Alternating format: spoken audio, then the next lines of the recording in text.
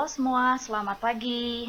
Selamat datang di podcast Cerita Industri, di mana kita akan mendengarkan langsung dari para alumni mengenai warna-warni kehidupan selepas lulus dari Teknik Industri ITB.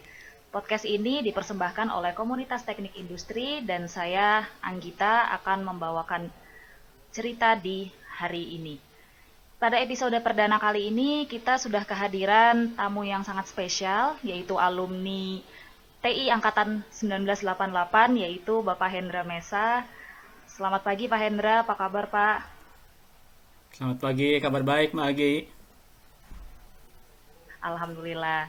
Ya baik, jadi Pak Hendra ini adalah seorang trainer, kemudian konsultan di bidang HSE dan proses manajemen sistem. Jadi mungkin Pak Hendra bisa cerita sedikit Pak tentang Bapak begitu Pak. Oke, baik, terima kasih Mbak Agi. Ya mungkin saya cerita aja ya, sejak awal dulu lulus. Jadi saya lulus tahun 94. Nah, beda mungkin sama teman-teman alumni TI yang lain ya. Saya lulus 94 tuh nggak kerja di mana. Saya dulu ikut sama dosen bantu industri kecil. Jadi selama 6 tahun saya bantu industri kecil di Bandung, Jawa Barat. Di bidang ilmu kita. Nah, terus sejak tahun 2000 saya baru mulai kerja formal ya di PT Alstom, Alstom Indonesia Jakarta, perusahaan Perancis kelistrikan. Sampai 6 tahun di sana. Terus tahun 2006 saya pindah ke Bandung, ke Pangalengan. Pangalengan ya, di Wayang Windu, geothermal power plant dengan stand energi. Saya tetap di bidang safety sejak awal ya, safety quality management system, HSE sama ISO. Terus tahun 2009 saya hijrah ya, ada info dari teman, saya pindah ke Abu Dhabi di perusahaan petrochemical. Ini bagian dari ADNOC ya, ADNOC itu Pertamina-nya Abu Dhabi. Saya dari 2009 sampai 2016, 7 tahun di sana. Terus tahun 2016 saya pulang lagi ke Indonesia. Saya kerja di IFF, PT Essence Indonesia. Perusahaan food industry ya, yang buat essence makanan di Jakarta. Pabriknya di Kerawang. Di sana sampai 2018 akhir. 2019 saya pindah lagi di Cargill. Cargill Indonesia tuh perusahaan agribisnis Amerika ya, perusahaan agribisnis terbesar dunia, cabang di Indonesia. Saya sebagai HSE Country Manager di sana. Karena Cargill punya plan di Indonesia ya. Saya handle ada 8 plan ya. Mulai dari Medan, Serang, Jakarta, Semarang, Surabaya, sampai di Manado juga ya. Jadi terakhir kemarin saya keliling-keliling Indonesia, handle 8 plan di bidang HSE sampai akhir 2020. Nah, terus saya memutuskan untuk ambil ya retirement lah ya, udahlah, udah cukup. Mulai 2021 saya ingin mengabdikan ilmu saya ya, konsultasi training di bidang HSE. Itu mungkin singkatnya cerita saya Mbak Anggi. Baik. Wah, menarik sekali. Berarti pengalamannya sudah lebih dari 20 tahun ya Pak ya di bidang HSE ya Pak ya dan safety. Nah, ada satu hal yang tadi sangat menarik nih para pendengar semuanya. Jadi Pak Hendra tadi kan sempat menyebutkan bahwa Bapak pernah bekerja di Abu Dhabi ya Pak ya. Nah, ini Iya. sesuai sekali dengan topik kita di episode perdana kali ini, yaitu tentang menggapai karir di kancah internasional. Nah, Pak Hendra nih tepat sekali nih sudah kita hadirkan di sini untuk berbagi kepada kita semua apa sih kiat-kiat untuk bisa menembus karir di kancah internasional. Nah, Pak Hendra sendiri 7 tahun kan Pak ya di Abu Dhabi. Nah, itu apa Pak yang Bapak lakukan sampai dahulu itu bisa sampai bekerja di Abu Dhabi Pak? Oke, pertama ya. Jadi kan perusahaan di sana tuh nge-hire saya, dia lihat background juga. Memang karena background saya udah pernah kerja sebelumnya di multinasional di Indonesia ya. PT Alstom, juga oil and gas dan energi, dia juga lihat ke sana. Jadi pas kita nge-apply juga mudah. Terus yang kedua, saya baru tahu belakangan ternyata emang di sana pernah ada alumni ITB sebelumnya beberapa orang dan bagus prestasinya. Jadi dia pun lihat, wah track recordnya Leon ini alumni ITB, bagus itu. Yang kedua, perusahaan itu emang orang Indonesia banyak. Mungkin aneh di Abu Dhabi ya. Waktu saya ke sana itu ada 100 orang itu. 2009 itu.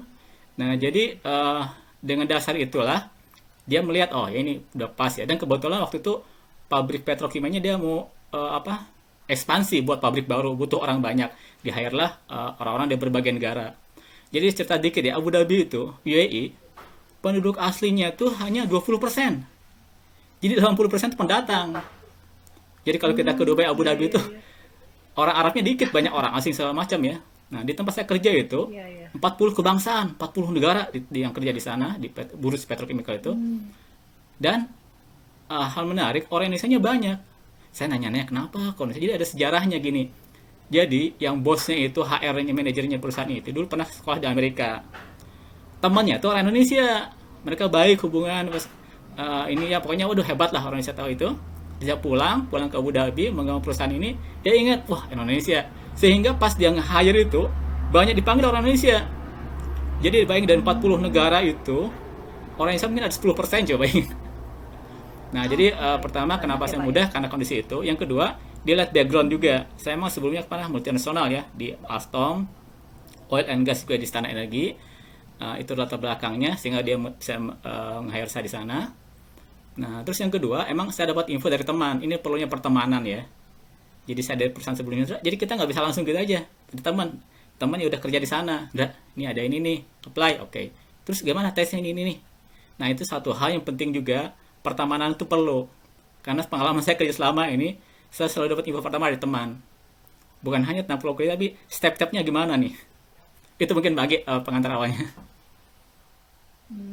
Baik-baik. Berarti tadi memang sebenarnya secara background orang Indonesia sendiri itu sudah terkenal ya Pak ya, memang di luar negeri bahwa SDM-nya itu bagus, dan kemudian tadi Pak Hendra juga sangat menarik meng-highlight tentang koneksi ya, tentang membangun Iya. jaringan pertemanan, karena kebanyakan info-info untuk eh, kemajuan karir kita ke depannya itu banyak juga dikontribusikan oleh pertemanan itu. Baik. Nah, tapi saya penasaran nih Pak, kira-kira ada nggak sih Pak persiapan khusus yang Bapak lakukan untuk bisa berkarir di Abu Dhabi? Entah mungkin bagaimana Bapak mempelajari culture-nya, atau mungkin mempelajari ya hal-hal yang tidak ditemukan di sini begitu Pak? Iya. Yang pertama sih emang kompetensi ya, kompetensi diri kita. Jadi emang dia cari spesialis. Dan saya kebetulan saya spesialis bidang safety. Saya mendalami itu dan ada ya teknis-teknisnya apa ya, ilmu-ilmu dasar yang saya pahami. Karena waktu interview dia nanya hal itu kebetulan saya tahu ya. Jadi tetap kompetensi kita harus ada juga. Kita punya spesialisasi apa keahlian kita, terutama itu. Terus yang kedua, sekarang kalau mau keluar terus kita harus punya ini sertifikasi internasional. Nah, waktu zaman saya dulu tuh kan mereka banyak butuh udah masuk aja pengalaman. Sekarang itu harus punya sertifikasi internasional. Apakah di bidang safety, bidang logistik, bidang apa kan ada tuh sertifikasi ya. Iya, Itu iya Pak. internasional, ada tesnya. Sekarang rata-rata seperti itu. Jadi kalau mau kita mau keluar itu, kita punya apa keahlian spesialis kita, cari sertifikasi internasional, pengalaman kerja di sini, itu akan memudahkan. Yang kedua sebenarnya sebelum keluar bagusnya kita di Indonesia kerja di perusahaan asing di Indonesia. Setidaknya itu udah ada gambaran, itu akan lebih mudah. Karena banyak juga saya perhatikan teman-teman tuh yang keluar tuh bukan kayak gini, tapi dia kerja di perusahaan asing di Indonesia di sini, dipindah tugaskan ke negara lain di perusahaan itu juga. Jadi itu bisa juga seperti itu ininya networknya. Terus yang kedua emang kampus KITB harusnya bisa juga bagi ya, itu saling nge-backup karena saling info. Karena saya lihat teman-teman saya cerita ya, orang Filipina atau India gitu. Rata-rata kayak gitu mereka itu. Jadi mereka tuh udah teman nih, adik kelasnya siapa gitu ya, tarikin sana ini. India tuh kayak gitu sama Oh, Filipina karena tuh iya mereka iya kuat, saya iya. saling bantu ininya, keahliannya. Nah, terus yang kedua ya standar lah, bahasa Inggris segala macam tuh harus kita siapkan. Tapi yang utama tuh sebenarnya kompetensi. Nah, bahasa Inggris saya mau cerita dikit ya. Rata-rata orang kita tuh kejebak bahasa Inggris tuh karena kita belajar grammar yang kaku. Padahal bahasa Inggris Hmm. tuh harusnya yang bebas conversation. Saya ketemu teman orang Filipina, orang India, orang Mesir mana-mana. Itu berantakan grammarnya. Tapi nekat mereka ngomongnya. Ya, saya mesti apa? Oh, baik baik. Baik. Akhirnya lancar. Orang kita kan kalau ngomong diajar bahasa Inggris dulu ya. I want go to school. Nah, Akhirnya terhambat. Nah, jadi kalau mau orang yang mau keluar itu, bahasa Inggris harus berani. Jangan terlalu textbook itu. Salah satu caranya saya mau bilangin ya. Tandanya kalau udah bisa bahasa Inggris, kalau lagi mimpi ngomongnya bahasa Inggris, nah itu udah bisa bahasa Inggrisnya. Jadi itu kedua. Terus networking, kompetensi tetap kita harus ada kompetensi, kita nggak bisa buat. Jadi bukan koneksi ya, kompetensi itu walaupun sama-sama ITB dia punya keahlian, punya sesuatu hal yang diinikan. Nah itu Nah, terus yang lain adalah budaya, persiapan budaya. Jadi cerita saya menarik waktu ke sana itu dia budaya. Itu banyak orang-orang kita tuh udah sebulan sana balik lagi tuh, nggak betah. Kenapa? Karena secara Kenapa tuh, mental Pak? kita nggak siap. Mental kita kan masih pulang kampung ketemu ini. Masih mental-mental ini. Nah, jadi kalau mau keluar negeri harus kuat mentalnya. Jadi kalau maaf ya, kalau masih anak mami, ya Ya. dulu lah. Itu pasti nggak betah itu. Jadi kita siapkan mental Oke. pas di luar. Nah, dari sana pun kita mental itu maksudnya gini, kita bertahap ya. Kayak pengalaman saya dulu kan saya kerja di Bandung ya, terus pindah ke Jakarta.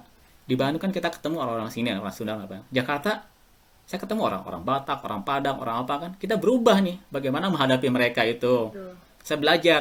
Betul. Eh, kebetulan lagi ya, saya dulu di TEK itu paling suka pelajaran psikologi industri itu, sama sosiologi. Pelajaran yang dicuekin. Hmm. Saya jadi belajar. Nah, jadi Iya, pas saya iya. ke Bandung ke Jakarta, saya belajar, oh, ngadepin orang Batak kayak gini, ngadepin orang Padang, orang Madura, orang apa, caranya beda-beda kan. Orang orang Jawa pun beda, Jawa Tengah, Jawa Timur beda. Gimana ngadepin mereka kan. Betul. Nah, dari Ya. sana saya pernah belajar. Nah, terus pas proyek di sini pun saya ketemu tuh ada orang Jepang, orang Jerman segala macam. Saya juga belajar, oh, ternyata untuk tiap itu beda-beda pendekatannya. Saya belajar ya pas di Jakarta ya. Nah, sehingga pas saya ke Abu Dhabi, ketemu Iya. orang berbagai bangsa, saya belajar juga akhirnya. Oh, beda. Sama orang Arab kayak gini, sama orang Eropa gini, orang Australia sama New Zealand aja beda kelakuannya itu. Kebetulan waktu saya di Hmm. Pangalengan tuh kan geothermal. Itu banyak orang New Zealand Iya. ininya. Saya baru tahu New Zealand sama Australia aja kelakuannya beda. New Zealand tuh lebih sopan, lebih apa? Australia itu agak berangasan gitu. Contoh itu. Sama seperti orang Kanada sama Amerika. Kanada tuh agak lebih apa? Amerika jadi oh kayak gitu ya. Sampai Iya. Inggris sendiri. Nah, ini Mbak Agi dari Scotland. Saya pernah ketemu orang Scotland. Orang Scotland tuh kan sombong gitu kan. Mulai daripada Inggris kan. Walaupun ngomongnya tuh ngomong kayak bahasa Inggris kumur-kumur tuh orang Scotland. Susah dipahami. Setuju, Pak. Nah, iya kan? Dari sana lihat, oh iya. Mm-mm. Jadi ini lucu waktu saya ketemu ada orang Scotland di sana gitu ya. Kan kita ngobrol-ngobrol udah makan siang. Ngobrol-ngobrol tentang ini sepak bola aja biasa gitu. Oh, ini gitu. Pas saya bilangin ini ke sebelah saya Inggris marah dia. Oh, jadi emang sampai sampai segitunya gitu ya. Oh. Nah, jadi kita harus paham oh kayak gini karakternya saya coba belajar.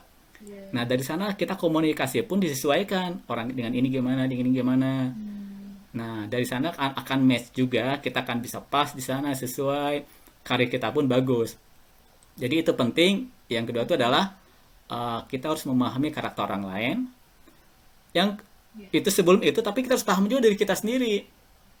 Nah, ini karena kita pun beda-beda ya.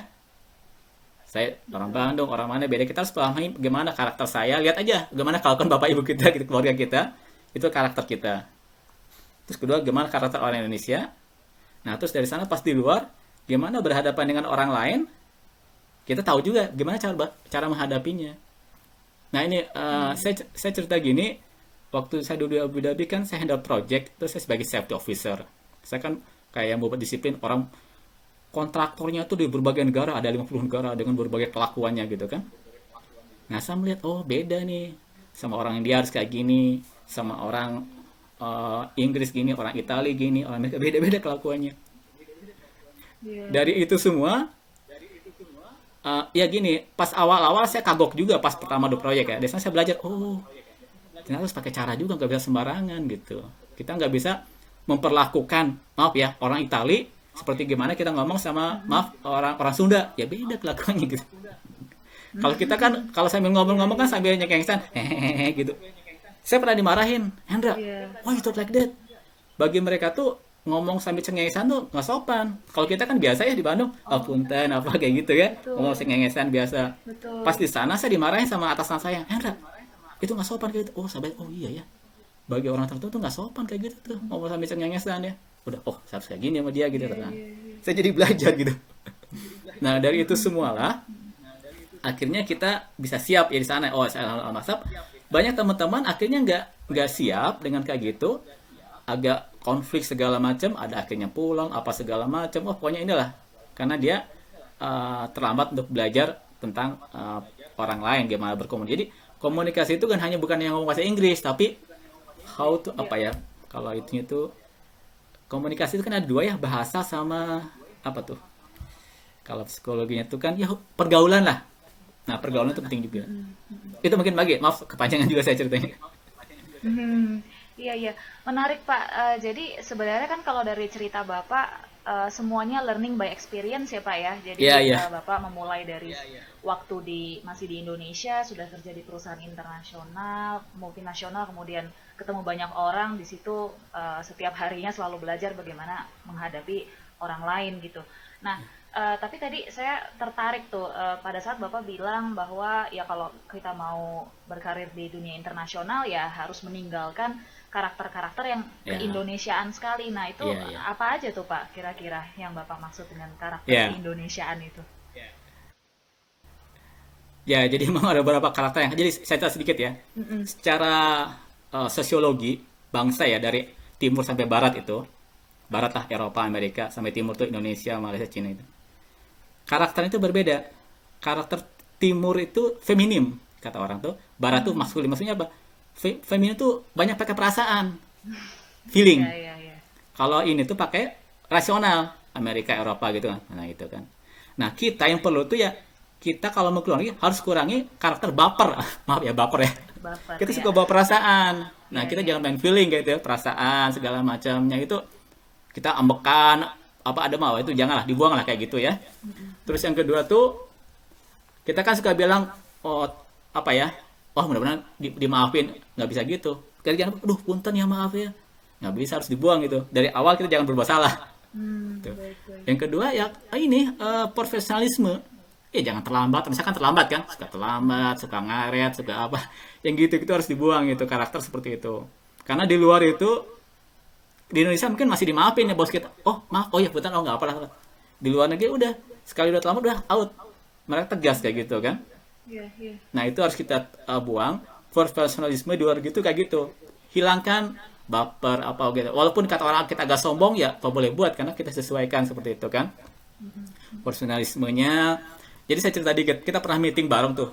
Kan di pabrik sana kan kalau pagi suka morning meeting kan. Orang berbagai bangsa itu meeting. Iya. Nah, saya ikut sana. Itu kan kita suka diskusi meeting gitu ya. Sekali waktu dia marah juga, woi Hendra, oh marah-marah mas saya di tengah meeting. Kita kan mangkal kan, aduh, wah kita dendam, wah kayaknya, wah kayak gitu menghina saya gimana ya. Kita kan orangnya saya pendendam, wah itu loh, gue apain lah gitu ya. Wah kita udah marah. Besok ketemu lagi, hei Hendra, biasa aja deh. Udah lupa dia. Hmm, Padahal kita masih iya. dendam kan. Bagi dia mah cuek aja, kemarin mas udah biasa aja. Wah, nah dari sana kita harus menghilangkan dendam, jangan dendam, karena itu feeling kita kan. Yang kedua, kan kita lagi meeting ya. Orang Indonesia itu kalau masalahnya gini, kalau kita debat kan, oh debat, kita tuh disudutkan, oh kamu, kita tuh terbawa emosi. Kamu disalahin, oh kamu kenapa salah ini terlambat ini apa? Kita ke emosi, langsung kita defense. Wah enggak salah, wah langsung pakai bahasa Inggris. Kita emosi, no no I'm not wrong, wah pokoknya gitu. Nah udah emosi gitu, udah down akhirnya kita rasional kita nggak, jadi akhirnya kita nggak bisa menyelesaikan solusi. Orang udah bilang, wah kamu mah apa defense apa hanya cari ini aja lah, tidak cari alasan gitu tuh ya. Iya iya. Nah itu bedanya teman sebelah saya orang India. Orang India itu ini salah satu kelebihan mereka ya, emang pintar ngomong mereka. Kalau dimarah-marahin tuh, wah yes sir, yes sir gitu aja dia. Yes sir dia diam gitu ya, yes sir, oke oke. Udah selesai, yes, baru dia bicara, oke sir, dia tenang bicaranya, oke di, wah bicara, oh oke dipercaya, oh sehingga rata-rata di sana itu orang kita tuh kalah karyanya sama orang India sama Filipina karena mereka gitu pintar ngomongnya Hmm, tenang dan gak bawa kebawa emosi. iya iya iya. Kita udah ke emosi duluan udah ngaco mikirnya. Nah itu mungkin sedikit ceritanya Mang Gaya. Baik, baik.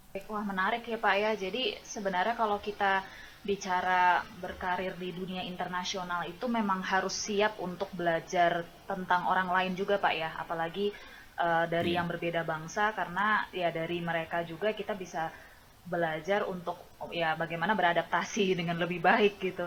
Nah, tapi saya penasaran nih Pak. Tadi kan kita ya sudah tahu lah ya kalau mau berkarir di dunia internasional tuh pasti bahasa Inggris harus bagus ya.